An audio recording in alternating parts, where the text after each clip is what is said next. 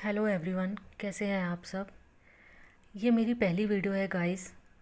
ये मेरे दिल की बात है, या फिर यूँ कहें कि मेरी सोच है। आप में से कुछ लोगों को मेरी बात अच्छी लगेगी और कुछ को बुरी। मैं किसी को भी हर्ट नहीं करना चाहती। मैं सिर्फ इस वीडियो के ज़रिए अपनी बात रखूँगी। प्लीज़ कोई भी दिल पर ना ले। आज का टॉपिक है हस्बैंड एंड वाइफ रिलेशनशिप पर।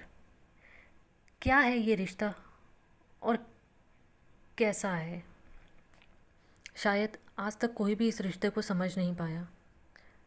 लव हो या अरेंज मैरिज, शादी के बाद सब कुछ बदल जाता है। वाइफ अपना सब कुछ, अपनी सारी ज़िंदगी इस रिश्ते पर कुर्बान कर देती है, पर फिर भी उसके हाथ क्या आता है? कुछ भी नहीं। यहाँ तक कि वो ससुराल को मेरा घर भी नहीं कह सकती। आखिर क्यों? क्या इसका जवाब किसी के पास है? हस्बैंड कहते हैं ये मेरी माँ का है, ये मेरी बहन का है और ये मेरे भाई का। तुम इस घर की बहू हो, तुम सिर्फ अपना फ़र्ज निभाओ और कुछ नहीं। यहाँ तक कि हमारे बच्चे भी हमारे नहीं होते, वो भी इनके वंशज होते हैं। सब कहते हैं बेटे को बच्चा हुआ, कोई नहीं कहता कि बहू को बच्चा हुआ। मेरा बेटा बाप बन गया, तो क्या बहू माँ नहीं बनी? क्यों यार, क्यों? घर का सारा काम तुम्हें करना है। मेरी माँ कुछ नहीं करेगी, वो तुम्हारी नौकरानी नहीं है। बच्चे पालना तुम्हारा काम है। मेरी माँ बहन तुम्हारी नौकरानी नहीं है जो तुम्हारे बच्चे पालेगी। मतलब जहाँ काम है वहाँ सब कुछ हमारा है, और जहाँ हक की बात है वहाँ तुम कौन और तुम्हारा क्या है। हस्बैंड का मन करे वो हाथ भी उठाएंगे, वो हमारे माँ बाप को कुछ भी बोलेंगे, हमारे घर वालों को, उनकी हैसियत को अपने घर वालों के सामने मजाक बनाएंगे, हमारे बनाए खाने का अपने घर वालों के सामने मजाक उड़ाएंगे, हमारा मजाक उड़ाएंगे, सिर्फ अपने घर वालों को ये जताने के लिए कि आपका बेटा देखो कैसे अपनी बीवी को अपने हाथ में रखता है। शादीशुदा होकर भी हस्बैंड अफेयर करेंगे, कोई उनसे कुछ नहीं कहता, उनकी क्या गलती। और वाइफ किसी से शिकायत करे तो उससे ये कहा जाता है कि आदमी जात का यही काम है, तुम ध्यान मत दो, तुम एडजस्टमेंट करो। आदमी अगर बाहर भी जाता है तो क्या हुआ, आखिर आएगा तो वो तुम्हारे पास ही ना। क्यों यार, वाई? क्या हमारी कोई फीलिंग्स नहीं है? क्या हमें दर्द नहीं होता? क्या हमें तकलीफ़ नहीं होती? कभी सोचा है? कभी सोचा है कि अगर हम किसी और के पास जाएं तो क्या हमारे हस्बैंड हमें स्वीकारेंगे? कभी नहीं।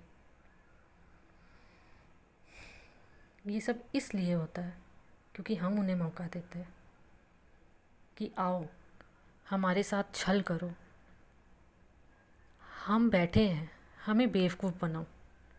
इनमें उनकी कोई गलती नहीं, गलती हमारी है कि हम उन्हें मौका देते हैं। हम क्यों सब कुछ सह लेते हैं? क्या सोच कर कि हमें शाबाशी मिलेगी?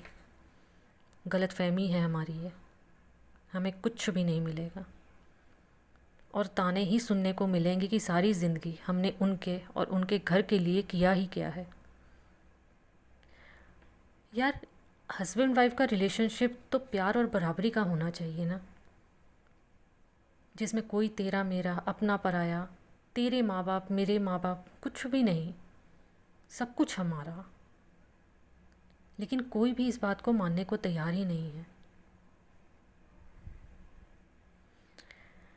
कहीं पढ़ा था मैंने कि एक स्त्री सब कुछ सह लेती है, सबसे ज़्यादा दर्द बर्दाश्त करने की क्षमता रखती भी है।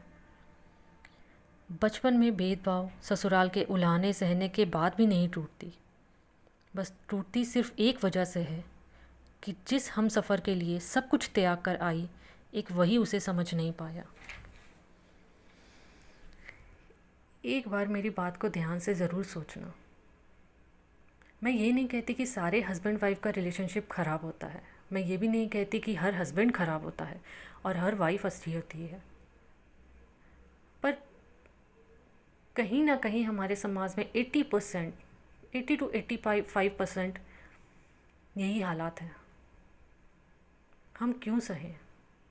हमारा भी हक है बोलने का, हमारा भी हक है अपने घर को अपना कहने का। हम भी अपने घर के बाहर अपने नाम की तख्ती लटके हुए देखना चाहते हैं। हम अपने घर को इतने प्यार से सजाते हैं, संभालते हैं, हस्बैंड को संभालते हैं, उनके परिवार को संभालते हैं, बच्चों को संभालते हैं, तो क्या हमारा कोई हक नहीं? गाइस, ये मेरी सोच थी। प्लीज़ कमेंट करके मुझे बताना कि आपको कैसा लगा। Thank you.